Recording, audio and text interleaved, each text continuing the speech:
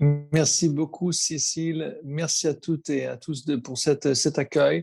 Je suis ravi d'échanger avec vous, d'autant plus que la maison d'édition est canadienne. Voilà. Euh, ça m'a rendu très heureux d'être publié au Québec pour ensuite diffuser le message du vélo dans le monde entier. C'est aussi grâce à cette aventure avec notamment Suzanne Darrow qui a fait la préface de ce livre que je me suis vraiment aperçu à quel point notre combat planétaire, ce que vous faites, nous le faisons aussi. C'est la même chose des deux côtés de l'océan. Il y a peut-être ce American Way of Life qui est un peu, ou l'American Dream, comme on dit, qui est un peu difficile de, de faire évoluer, mais je pense que les racines de notre lutte sont exactement les mêmes. Donc c'est très motivant de vous voir ce soir. Alors, je voudrais effectivement parler pendant quelques minutes pour ensuite vous donner la parole, parce que pour moi, la force des échanges, c'est vraiment justement les échanges, c'est vraiment la réponse. D'ailleurs, tout le livre, en fait, c'est pas une thèse que je développe, parce que les gens me disent parfois, oui, mais tu ne développes pas vraiment de thèse. Non, ce livre, en fait, c'est le résultat des dizaines de rencontres que j'ai eues dans des villes en France où je me suis frotté à la réalité, où j'ai écouté des gens et ce qu'ils ont trouvé pour convaincre, justement. Et il y a plein d'images qui ont fonctionné pour moi. Et je dis, ben, je vais les rassembler pour les autres pour que ça puisse être utile à d'autres personnes. Alors, Cécile m'a demandé de parler comment convaincre les élus et comment convaincre les citoyens. Voilà, ça nous intéresse. C'est quoi la baguette magique? C'est quoi la recette magique pour ça? Alors, c'est très simple. Il faut trois choses. Il faut être nombreux, il faut être bien organisé, il faut avoir un projet. Voilà. Après, j'ai tout dit. Après, je peux développer sur ces trois éléments. Être nombreux, c'est bien sûr très important parce que la première raison, la première question qu'un politique vous posera, c'est vous êtes combien? Comme moi tout à l'heure, je l'ai demandé, vous êtes combien de personnes? On m'a dit, il y a 2000 personnes sur votre liste. Ça fait un paquet de monde. Ça veut dire que vous pesez, vous existez, vous êtes un poids. Ça, c'est fort. Mais il faut toujours être nombreux. Puis, il faut être organisé. Ça veut dire quoi? Ben déjà, il faut avoir une communication. Hein. C'est pas pendant la réunion que tout le travail se fait ou la réunion mensuelle. Le travail doit être tout le temps. Il faut tout le temps travailler, en fait, pour arriver à des résultats. Parce que c'est que le travail qui paye. Et ce n'est pas qu'en se rencontrant de temps en temps qu'on va changer le monde. Malheureusement ou heureusement, ça dépend du travail. Par exemple, nous, une façon aussi de s'organiser, c'est d'avoir des principes très importants. Pour nous, il y a un principe très important, c'est la bienveillance. C'est ça qui nous est servi. En France, on est souvent très critiques les uns vis-à-vis des autres, et on a voulu casser ça un peu en mettant en place ces principes-là qu'on veille scrupuleusement à appliquer tout le temps. Et puis, il faut donc un projet. Et je vais rajouter un quatrième élément. J'étais dans une conférence avec Rob Hopkins, qui est le fondateur du mouvement international des villes en transition. Il était juste à côté de chez moi. Et donc, je lui ai demandé, lui qui a vu des centaines de projets, c'est quoi la qualité majeure pour réussir un projet? Il a dit l'opiniâtreté, stubbornness. Il faut vraiment il faut toujours croire à son projet, il ne faut jamais baisser les bras. C'est très important, frapper toujours. Et puis, pour abonder dans ce sens, je travaille dans la diplomatie. Mon travail, c'est d'être attaché diplomatique pour le gouvernement des Pays-Bas auprès de l'UNESCO. Donc, ma tâche, c'est de fédérer des États autour d'un principe et donc de convaincre même des pays qui sont d'autres avis. Et en fait, tous mes ambassadeurs m'ont toujours appris que la diplomatie, c'est quoi? C'est deux choses. C'est râler et répéter. Râler et répéter. Parce que c'est en répétant le message qu'on va finir par être entendu. Ça ne sera pas du jour au lendemain. Parce que nous ne sommes pas des robots. Nous ne sommes pas des ordinateurs que quand vous rentrez une certaine recette, qu'on va dire, ah oui, vous avez raison. Ah oui, c'est vrai, le vélo, c'est mieux que la voiture. Ah oui, on avait oublié. Oui, oui, je vais tout de suite acheter un vélo. Ça ne marche pas comme ça. On est humain. C'est ça qui rend notre travail très intéressant et très rigolo même, je trouve souvent. Mais donc, il faut le répéter très, très, très, très souvent. C'est très important. Et je vais vous donner une autre métaphore. Moi, j'aime beaucoup les métaphores parce qu'en fait, elles m'inspirent et elles me permettent de comprendre des choses. Quand en Chine ou en Asie, on a ce modèle de yin et yang qui forment ensemble la réalité. Il y a le côté dur et il y a le côté soft. Il y a le côté masculin et le côté féminin. Et dans un jardin japonais, par exemple, on a des pierres qui représentent plein de choses, mais un peu la dureté, la politique, l'argent, tout ce qui est vraiment, ce qui compte vraiment, la voiture, ce qui compte vraiment. Et puis, il y a aussi la force douce. C'est l'eau qui coule, c'est les idées. Et en fait, on pourrait penser spontanément que ce n'est pas avec des idées qu'on va casser l'économie et la réalité dure. Mais en fait, quand on prend une pierre et quand on prend de l'eau et on va laisser tomber une goutte tous les jours sur cette pierre, alors qu'est-ce qu'elle fait, cette pierre? En fait, elle va se creuser et à la fin, elle va se casser. Et c'est comme ça que, en diffusant un message en permanence, on arrive à se faire entendre et à vraiment changer la réalité. Avec la soft power que vous avez, avec votre présence, avec vos idées, avec votre diversité, vous avez le pouvoir, mais sans vous en rendre compte. Mais vous êtes déjà très nombreux. Vous pouvez exister dans l'espace public et faire résonner ce pouvoir. Alors, pour dire certaines choses, il y a comment convaincre? Il y a 1000 raisons pour faire du vélo. Vous le savez comme moi, il y a 1000 raisons. Mais le truc, c'est pas d'avoir raison. Le défi consiste à trouver cette raison qui va convaincre l'autre personne. Par exemple, une personne riche n'a pas besoin d'argent. Par contre, il a besoin de temps. Donc, en fait, on va lui dire que le vélo, ça va lui faire éviter de perdre du temps dans les embouteillages, par exemple. Alors qu'une personne pauvre, elle a besoin d'argent, justement. Donc, on va lui dire que le vélo, en fait, on économise vachement d'argent avec ça, ce qui est mon cas. Moi, je ne possède pas une voiture et j'ai fait ce choix-là parce que ça m'économise 6 000 euros par an, en moyenne, et je préfère dépenser ça chez mes commerçants, donc dans la qualité de vie de mon environnement direct. Parce que c'est là que je rencontre d'autres personnes, que je vis ma vie. Donc, je préfère investir ça là plutôt que dans une voiture qui va me faire acheter des choses à 10 km de là pour un peu moins cher, pour ruiner mon centre-ville. Non, ça n'a pas de sens. Donc, et puis, un employeur, il s'intéressera au vélo quand vous lui dites, un bon patron ou une bonne patronne va investir dans les vélos parce que ses employés seront plus productifs, à savoir 15% de plus. Ils seront 15% moins malades. Ils seront plus heureux, forcément. Ce n'est pas de la poésie, hein, c'est scientifiquement prouvé. Un employeur qui est intelligent est sensible à ça. Les parents pourront être très sensibles, notamment au vélo. Pourquoi? Parce qu'un enfant qui prend le guidon de sa vie ou de son vélo, il prend le guidon de sa vie. Parce qu'il se rend compte que c'est lui qui décide s'il va à gauche ou à droite, et pas le parent derrière le volant, qui le transforme en petite patate sur la banquette arrière de la voiture. Mais il se rend compte que, en fait, c'est moi qui tourne là, c'est moi qui décide, donc il devient un peu explorateur, un peu décideur, un peu pionnier, un peu quelqu'un qui s'assume. Et ça fait une énorme différence dans la vie. Moi, je suis sûr que j'ai appris grâce à ça, le fait de pouvoir décider moi-même dès un très jeune âge. Par exemple, aux Pays-Bas, on transporte beaucoup les personnes sur le porte-bagages. En France, c'est interdit. Alors que ça permet aux enfants déjà, en quelque sorte, de posséder une voiture. Parce qu'à 11 ans, vous pouvez déjà transporter une autre personne sur votre vélo. Vous vous rendez compte? La liberté que vous donnez aux enfants, c'est juste. Et quand vous prenez vraiment la mesure de ça, alors, sinon, comment convaincre les élus? Amenez des exemples d'ailleurs qui ont marché et de préférence pas trop loin de chez vous. Prenez des exemples qui ont marché, c'est ça. Ils vont toujours chercher du benchmarking. Sinon, amenez-les, ça coûte un peu plus cher, ailleurs où toute la société est faite autour du vélo, c'est les Pays-Bas. Si j'ai mis des images de la société cyclable dans laquelle j'ai grandi dans ce livre, voilà, moi j'ai grandi là. C'est-à-dire, il y a des vélos absolument partout.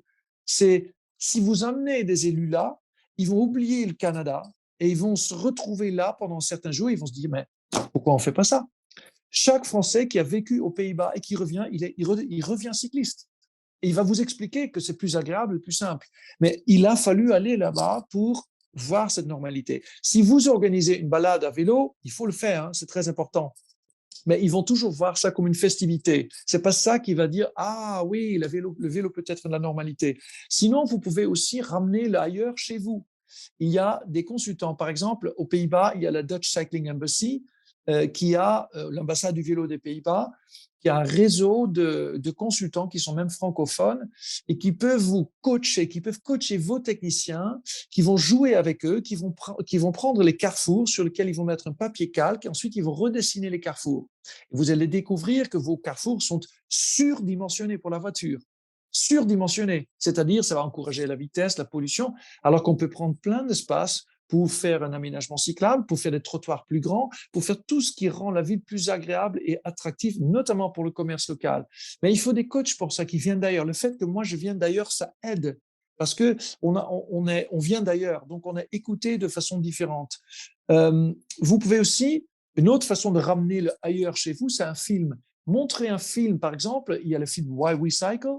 Moi, j'ai fait une tournée dans une dizaine, non, 50 villes maintenant avec ce film-là, qui montre pourquoi les gens font du vélo. Il est sous-titré en français et du coup, il explique pourquoi les gens le font. Il y a aussi le film Together We Cycle qui est sorti, ça se traduira tous à vélo. En fait, c'est un film qui montre comment les Pays-Bas, c'est-à-dire mon pays d'origine, s'est transformé en pays cyclable, alors que ce pays était un pays du tout voiture encore dans les années 70. Mais c'est parce que les citoyens comme vous et moi étaient dans la rue maintenant, dans les années 2021, pour donner des brochures, dire aux gens c'est quand même important de penser un peu à sa santé, à l'économie locale, ne pas créer des bouchons, ne pas foutre en l'air notre climat. Voilà, c'est quand même des choses qui comptent un peu. Et c'est parce qu'on était là qu'on est en train de créer ça. Aux Pays-Bas, ils ont réussi. Donc, si vous voyez dans ce film, vous allez voir tous les doutes que les décideurs notamment peuvent avoir pour ne pas avancer sur ce trajet. Ils vont voir la réalité que vous êtes en train de vivre aujourd'hui, sauf il y a 48 ans et dans une autre langue. C'est très motivant ce genre de film. Moi, j'ai parlé avec des élus qui ont vu ce film et ils ont dit, en fait, ça me rassure parce qu'en fait, ça donne un repère. Parce que les élus qui veulent investir dans le vélo, ils sont là, mais ils ne savent pas à quoi ça ressemble une société cyclable. Parce qu'on est en Amérique du Nord, c'est la société de la voiture. Et il faut leur montrer des images qui puissent leur permettre de voyager. Tester des choses. Tester des choses. La Covid nous a permis de changer notre modèle d'urbanisme et de faire ce qu'on appelle de l'urbanisme tactique. Vous savez, c'est pop-up cycling lanes, nous on appelle c'est des coronapistes, des pistes cyclables temporaires. C'est plus rassurant pour les politiques parce que, en fait, si ça ne marche pas, on peut revenir en arrière. Donc, le capital politique est moins élevé. Vous pouvez aussi, ce qui est très important pour vous, c'est de montrer votre attitude. Ne leur dites pas, voilà, on n'est pas d'accord avec vous, mais dites-leur que vous allez les aider à améliorer les choses avec votre base d'usagers. Vous êtes les usagers, vous êtes les citoyens, vous êtes les papas, les mamans, les enfants, les grands-parents de la société qui les ont élus pour qu'ils vous facilitent la vie. Donc, c'est normal que vous soyez là pour dire comment vous pensez que ce serait mieux de vous faciliter la vie. D'ailleurs, j'en profite pour montrer aussi ce guide-là, le guide des aménagements cyclables de Paris-en-Selle. C'est une association de notre collectif vélo qui sont allés aux Pays-Bas pour savoir comment ils ont fait pour créer un réseau cyclable sur lequel un enfant de 5 ans peut aller à l'école tout seul. Parce qu'aux Pays-Bas, 3 enfants sur 4 vont à l'école tout seuls. C'est parce qu'il y a une recette pour ça. Et cette recette, elle est disponible, elle est gratuite, 144 pages, bon, contre un petit don si vous pouvez, parce que c'est quand même des bénévoles qui ont fait ça. Et ce livre-là m'a appris pourquoi j'ai pu faire du vélo pendant toute ma vie, d'adolescent jusqu'à 23 ans aux Pays-Bas, parce que le hardware était là. C'était ça qui est important. Sinon, il faut montrer des images. Il faut montrer des images pour donner envie. Le problème, c'est que quand on parle des pistes cyclables, on a tout de suite des ayatollahs des pistes cyclables. On a tout de suite, c'est des gens qui parlent des pistes cyclables. Oh là, oui, ils sont lourdingues, ils veulent des vélos partout. Ils n'ont pas compris comment marche le monde. Oubliez tout ça. Parlez de la ville à vivre. Parlez de ce que veulent les gens. Vous savez qui sait ce que veulent les gens? C'est des promoteurs immobiliers. Les promoteurs immobiliers, ils ont beaucoup d'argent et ils font des pubs, ils ne mettront jamais une voiture dedans. Parce que personne ne veut habiter sur une rue avec des voitures. Parce que c'est la pollution, c'est la mort, c'est le danger. Donc, si les promoteurs le mettent ça dans les annonces, faites la même chose. Donc, moi j'aime bien commencer mes conférences en disant quelque chose qui va tout de suite casser un préjugé. moi, je viens partout pour aller dire, il faut un plan vélo, parce que sans plan vélo, on ne peut pas avancer. Et un plan vélo, c'est pas pour les cyclistes. Vous tous, comme moi, vous faites déjà du vélo, vous survivez, vous êtes les survivants, vous faites partie de ces 6% des courageux qui osent faire du vélo.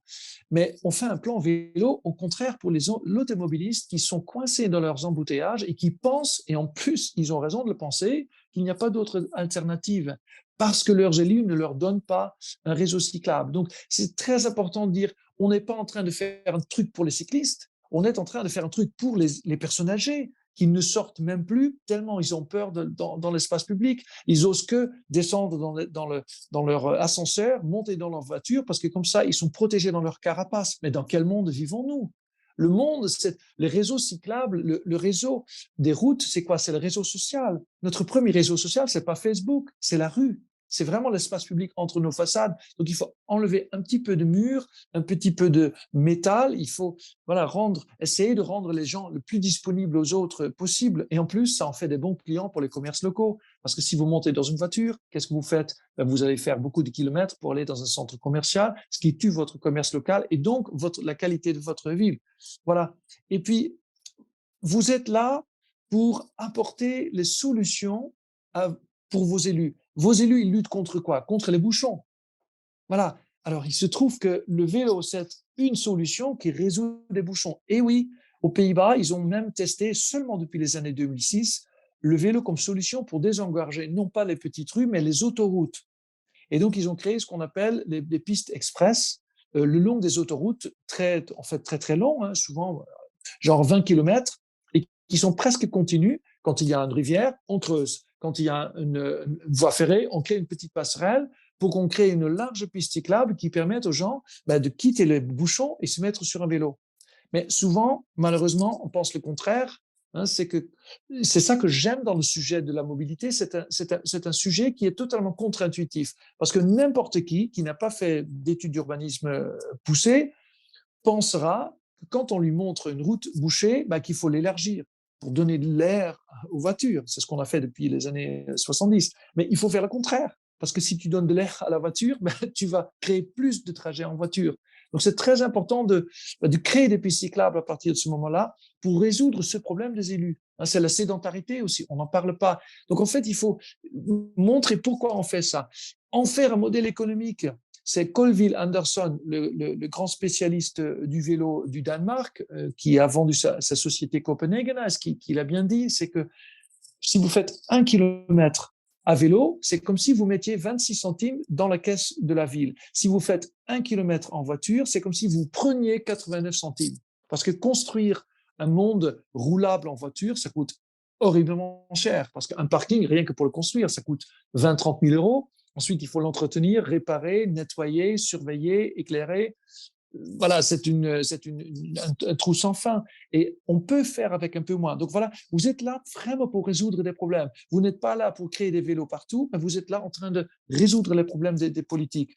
Alors, juste peut-être une dernière remarque, parce que j'ai encore beaucoup de notes pour vous. Je crois que l'essentiel pour vous, et pour nous tous, c'est de donner envie. C'est vraiment donner envie. C'est quoi comme ville qu'on veut? Est-ce qu'on veut une ville dans laquelle il faut avoir peur pour son enfant en permanence? Voilà, tout à l'heure, vous m'avez dit ça, c'est pourquoi je fais tout ça? Pour la sécurité de mon enfant. Parce que c'est ça le plus important. C'est le fait simplement de pouvoir marcher sans avoir peur. Mais on est tellement habitué à la peur qu'on oublie tout ça. Mais il faut donc se ressouvenir de ce qui fait du bien-être. C'est quoi la ville bien dans laquelle vous pouvez vivre? Il faut l'imaginer. Il se trouve que le vélo, c'est juste un indicateur de réussite. Le vélo, c'est pas un objectif, mais juste un des indicateurs de réussite qui montre que les élus ont réussi leur ville. Et dernière chose, basée sur l'actualité, en suivant sur Twitter, j'avais vu un tweet qui était parti par monsieur Gilbert Thibaudot, qui est candidat à la mairie apparemment à Montpellier, et qui a écrit beaucoup de choses en fait, qui expriment une extrême peur du vélo, qui disent, voilà, il ne faut pas de nouvelles pistes, il faut retirer des pistes, il faut reconfigurer des pistes qui nuisent à la fluidité de la circulation, les commerces ont besoin des clients, en fait, tous les préjugés habituels qu'on peut entendre. Donc, qu'est-ce qu'il faut faire? Il faut retourner le discours. Il faut retourner le discours. Il parle de la fluidité de la circulation. Mais c'est quoi la circulation? Hein?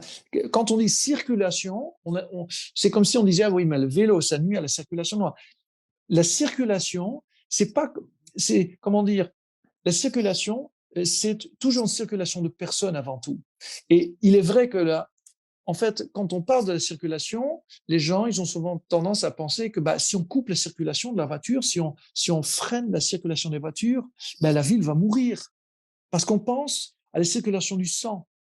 Sauf que la circulation du sang, si vous coupez, effectivement, si vous coupez la circulation du sang, vous mourrez effectivement. Par contre, si tu coupes la circulation de la voiture sur un certain nombre de voies, la ville ne meurt pas, c'est le contraire ce qui se passe. La ville prend vie à partir de ce moment-là. Parce que si vous fermez une rue pour les voitures, en fait, vous l'ouvrez pour les enfants, les personnes âgées, les personnes à mobilité réduite, les entrepreneurs à vélo, pour plein de gens voilà, des piétons.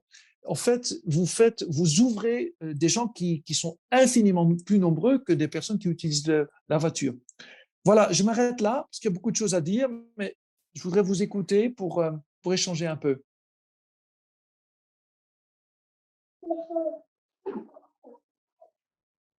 Merci. Vas-y. Ouais, je vois des bravos.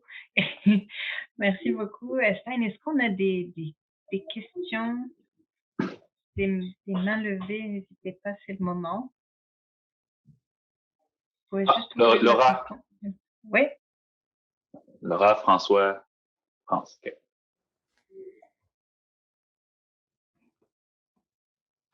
Laura, est-ce que tu veux poser ta question? T'avais-tu la main levée ou tu t'applaudissais? T'applaudissais. OK. Je vais... J'applaudissais, oui, pardon. J'en ai Benoît. une question, Daniel. Tantôt, vous prenez l'exemple de la pierre et de la goutte d'eau sur la pierre qui déforme la pierre. Bon, on s'entend que c'est sur le long terme, etc. Mais devant l'urgence des changements climatiques et comment le dernier rapport là, des scientifiques, là, bref, je ne me rappelle plus du nom, le GIEC, est-ce que on est un peu plus dans l'urgence que dans la durée, donc c'est bien l'exemple, mais je trouve que peut-être maintenant on peut plus juste prendre du temps, il faut agir plus rapidement. Oui, deux choses. D'une part, on peut, avec très peu de moyens, créer très vite du résultat spectaculaire. Et la ville aux Pays-Bas, ça a été la ville de Delft dans les années 80 par contre, qui ont montré qu'en créant un réseau structurant, on déclenche tout de suite le potentiel vélo d'une ville. Paris vient de le prouver. Anne Hidalgo a décidé en 2015, la maire de Paris, de lancer la construction du rêve. Et je dirais parce que vous avez chez vous votre rêve. Anne Hidalgo a fait ça. C'est que 4 pistes cyclables qui mesurent que 43 km dans une ville qui s'appelle Paris. Dès l'instant où ce réseau structurant a été terminé, en fait, c'est inondé de vélos. Je dois dire que Paris a une très grande densité de population, ce qui rajoute à cet effet-là, mais à tel point que les pistes cyclables qui ont été créées sont déjà trop petites. Parce qu'on vient tout juste de... C'est comme si vous branchez le courant et pouf, ça part. Donc, on peut aller très vite. Donc, voilà, n'ayez pas peur de ça. Deuxièmement, réchauffement climatique. Oui, pour nous et pour un certain nombre de personnes, c'est une raison de mettre les bouchées doubles. Par contre, il y a beaucoup de gens qui vont dire, ouais, le climat, effectivement, mais ma voiture, mais mes parents, mais mes enfants, mais le commerce. En fait, c'est essayer de ramener le réchauffement climatique à la réalité des gens. Hein? De parler, par exemple, du temps qu'ils vont gagner. C'est aussi simple que ça. Moi, je laisse en fait aux autres le soin de parler du réchauffement climatique parce qu'effectivement, c'est le souci en plus. Les gens qui seront sensibles à ça, ils vont parler de ça automatiquement. Mais c'est quelque chose qu'il faut rappeler. Mais je veux dire, souvent, c'est trop loin des soucis premiers des gens qui pensent à la fin de la journée, à la fin du mois, comment je fais pour gagner l'argent. C'est très compliqué. Merci. Merci Xavier. On avait une question de Benoît. Oui, tout ça est super intéressant, puis c'est toujours les mêmes arguments qui reviennent, puis c'est bon, de tous les activistes vélo, de tous les amateurs de vélo, c'est très connu. Maintenant, il y a des chiffres quelque part, sûrement, sur tout ça. Y a-t-il des formations nationales, internationales qui existent pour ça, un? Et deuxièmement, on se bute encore et toujours au même lobby. Et comme exemple, je vais donner au Canada le lobby des cigarettes et aux États-Unis, qui est pris, repris, réajusté à toutes les sauces. Et bon, dans le scepticisme climatique, dans le scepticisme des vélos, comme vous disiez tantôt, si on ouvre une artère au vélo, on ouvre l'artère, on ne la ferme pas aux voitures, on l'ouvre aux autres. Comment faire pour contrer ce lobby? Parce que c'est ça qui est la nerf du guerre au final.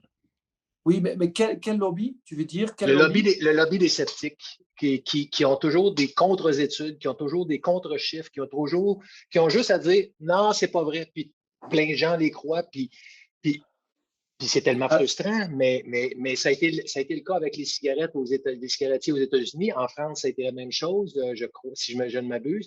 On a fini par gagner, mais ça a été une guerre intense et longue et pénible. Oui. Alors, je vais répondre. Pour les formations des lobbies, en fait, oui, on en a à la FUB, la Fédération des usagers de la bicyclette, c'est notre Vélo Québec, en fait, qui a monté même l'ADMA récemment, l'Académie du développement des mobilités actives, qui développe maintenant des formations. Et d'ailleurs, ils viennent de sortir une formation de lobby. Il y a aussi des guides qui existent, qui expliquent très précisément comment monter une association, comment monter son plan vélo, notamment en période électorale. Vous êtes en période électorale, c'est le moment où les politiques vous écoutent. C'est là, enfin, leurs oreilles marchent, et ils sont obligés de vous écouter, ils sont obligés d'être gentils avec vous. Donc, c'est le moment de dresser votre liste des engagements, d'aller voir tous les candidats et de marquer ce qu'ils vont vous dire. C'est vraiment le seul moment, je crois, chez vous, c'est tous les 4 ans, n'est-ce pas? Voilà, c'est vraiment le seul moment pour faire ça. Et ensuite, pour les noter et pour montrer, voici ce que disent les candidats sur leurs engagements pour le vélo. Est-ce qu'ils aiment les enfants ou pas? Parce qu'en gros, c'est un peu ça. Si tu n'investis pas dans le vélo, en fait, investir dans le vélo, ça veut dire investir dans les enfants. Parce qu'un enfant, voilà, du coup, il n'a plus besoin d'attendre d'avoir 18 ans et d'avoir beaucoup d'argent. Il peut tout de suite se déplacer tout seul. C'est une politique pour les femmes. Parce que ce sont les femmes qui prennent moins de risques que les hommes. Donc, en fait, ce sont les femmes qui vont pouvoir se déplacer beaucoup plus facilement. C'est une politique pour les personnes âgées. Parce que plus de vélos dans la ville, ça veut dire plus de sécurité. Donc, une ville plus apaisée, donc une ville plus attractive, notamment pour les personnes âgées. Donc, ça, c'est pour la réponse au lobby. Sinon, comment répondre aux sceptiques? En fait, notre temps est limité. Et parce que nous avons une vie professionnelle, souvent, et là, le soir, on se voit pour faire ça en plus. Donc, il faut être très, très, très, très parcimonieux et ciblé avec son énergie. Et donc, il faut regarder la population dans son ensemble, et c'est-à-dire, il y a toujours des gens qui sont extrêmement pour le vélo. Ce sont les fous du vélo qui vont se rencontrer ce soir, par exemple, pour parler du vélo. C'est un tout petit groupe et c'est nous. Et de l'autre côté du spectre, il y a des gens qui sont des sceptiques, qui sont très fâchés avec les vélos parce que ça va prendre de la place, etc. Ils sont là. Mais en fait, vous savez qu'ils sont vraiment intéressants. C'est pas nous et c'est pas eux, mais c'est les gens qui sont au milieu de nous. C'est-à-dire les 95% c'est la majorité silencieuse et potentiellement constructive. Ce sont des gens, qu'est-ce qu'ils veulent? Ils veulent juste vivre bien. Ils veulent juste pas, voilà, mettre en l'air leur climat. Ils veulent juste que leurs enfants soient heureux.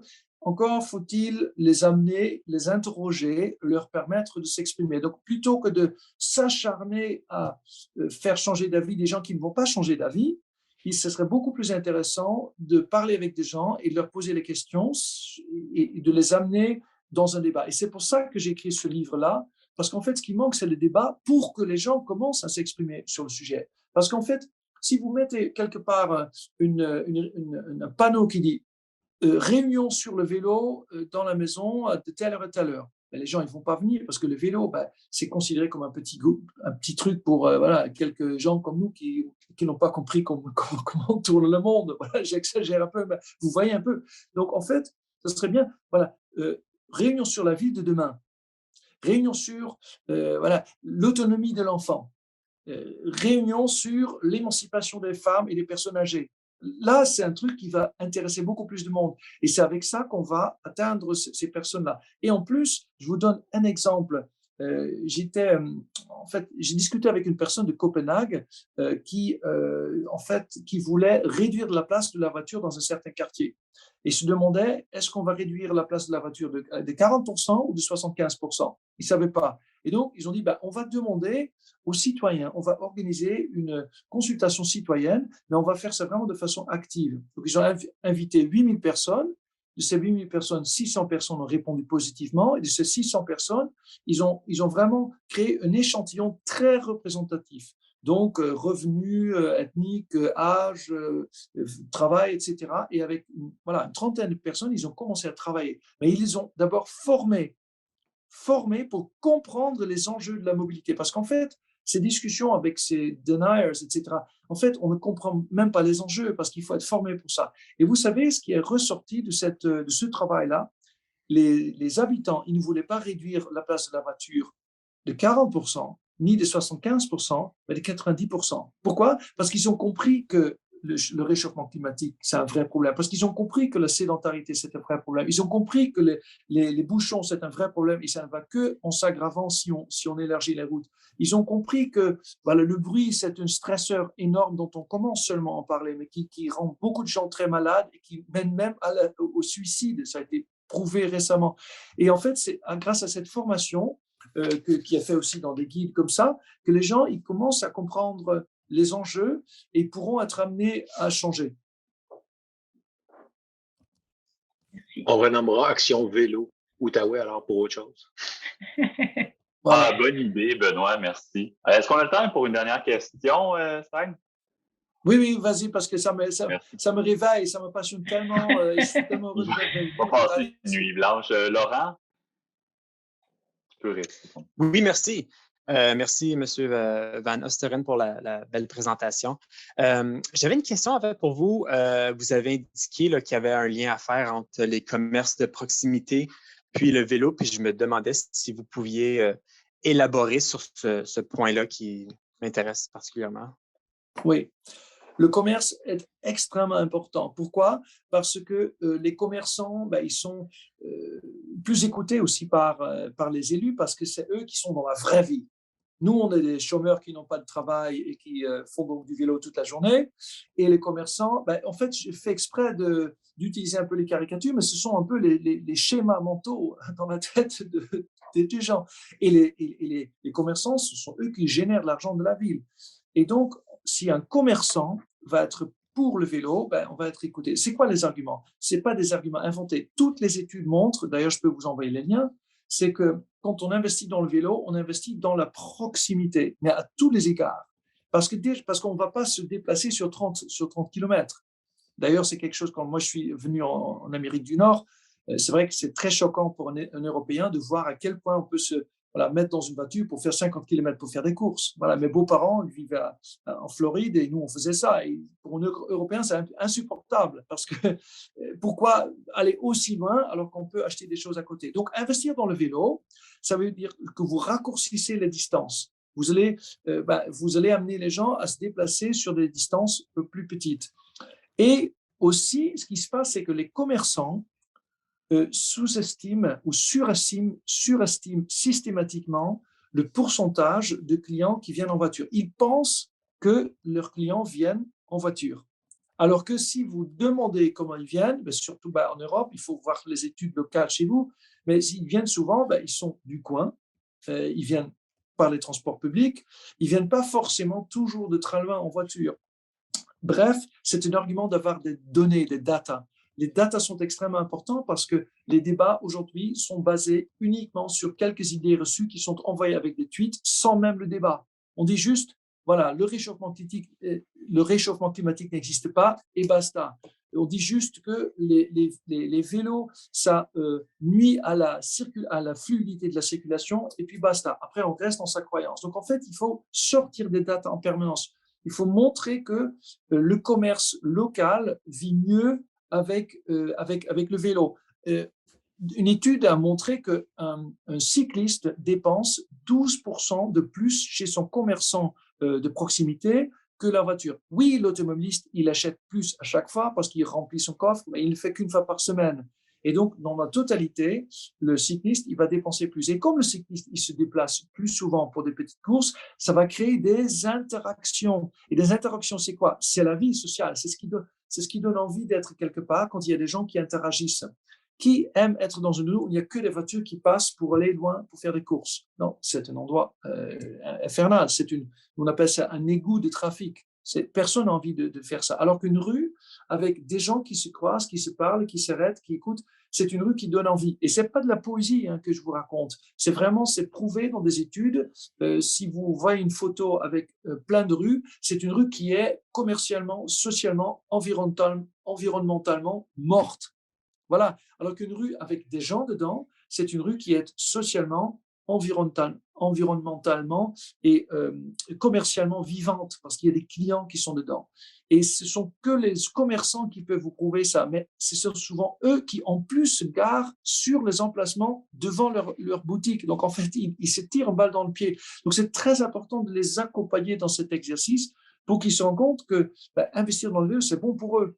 Et oui, effectivement, ce qui a tué les centres-villes, il y a un très bon livre écrit là-dessus de Olivier Rasmont qui s'appelle « Comment la France a tué ses villes », qui explique que ce sont les centres commerciaux en périphérie où il faut aller uniquement en voiture qui tuent en fait le centre-ville, c'est-à-dire là où vous vivez, quoi.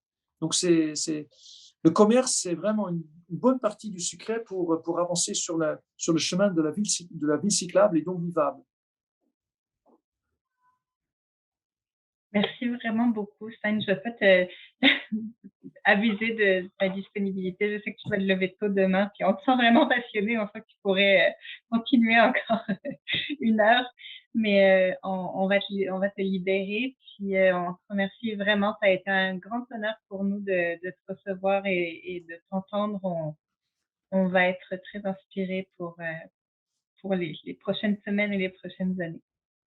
Merci beaucoup pour votre accueil. C'était super d'être là et j'aimerais bien, de toute façon, moi je vais me déplacer pour venir, pour voir tout ça. Malheureusement pas avant les élections, donc j'espère que ce sera avec des élus pro-vélo qui vont vous donner le rêve que vos enfants méritent. Merci Stein. Bisous à tous et bon assemblée générale. Vive le vélo! Merci beaucoup.